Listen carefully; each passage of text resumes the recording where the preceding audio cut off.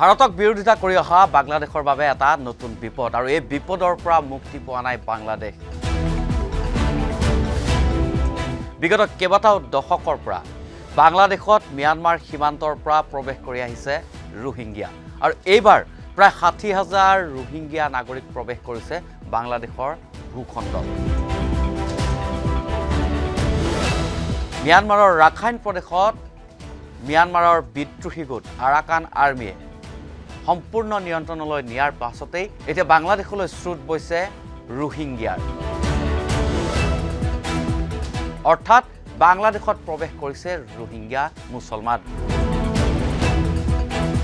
ৰাখাইন প্ৰদেশৰ অন্তিমটো সীমান্ত চকী মাউংদাও দখল কৰাৰ লগে লগে সেই ২৭১ কিলোমিটাৰ অঞ্চল বাংলাদেশ আৰু ম্যানমাৰ সীমান্তৰ সম্পূৰ্ণৰূপে বিদ্ৰোহী গোট আৰাকান আৰ্মিৰ হাতলৈ গৈছে আৰু তাৰ লগে লগে ৰোহিংগিয়া মুছলমানসকলে বাংলাদেশলৈ প্ৰব্ৰজন আৰম্ভ কৰিছে।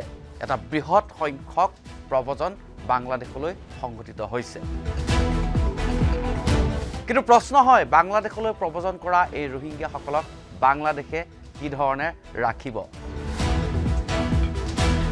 শেহতীয়াকৈ বাংলাদেশৰ বিদেশ মন্ত্ৰীয়ে প্ৰকাশ কৰা তথ্য অনুসৰি বাংলাদেশত প্ৰৱেশ কৰা প্ৰায় ৬০,০০০ৰো অধিক ৰোহিংগিয়াক ঘূৰাই পঠিওৱাৰ ব্যৱস্থা কৰা হ'ব ম্যানমাৰলৈ।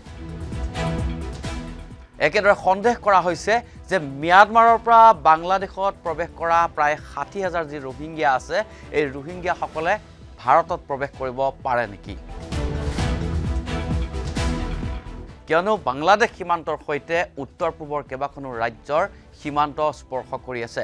আমি যদি চাওঁ, মণিপুৰ, মেঘালয়, মিজোৰাম, পশ্চিমবংগ, অসমকে ধৰি বাংলাদেশ সীমান্তয়েদি অসমত প্ৰৱেশ কৰিব পাৰে নেকি এই ৰোহিংগিয়া মুছলমান?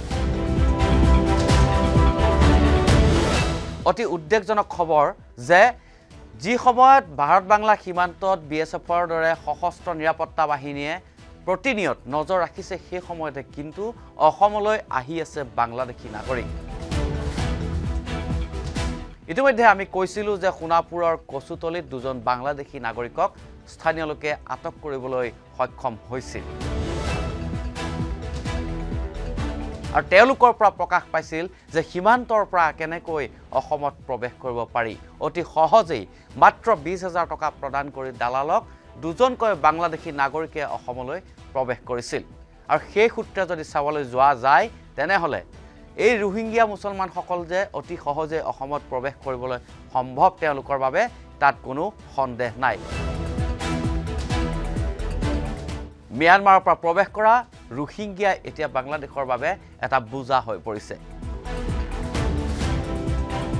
ভাৰতক বিৰোধিতা কৰা বাংলাদেশৰ অৱস্থা এতিয়া তথৈবচ আৰু সেই সময়তেই ম্যানমাৰৰ পৰা পলায়ন কৰিছে ৬০,০০০ অধিক ৰোহিংগিয়া মুছলমানে, যিটো এটা অত্যন্ত জ্বলন্ত সমস্যা হিচাপে দেখা দিছে বাংলাদেশত।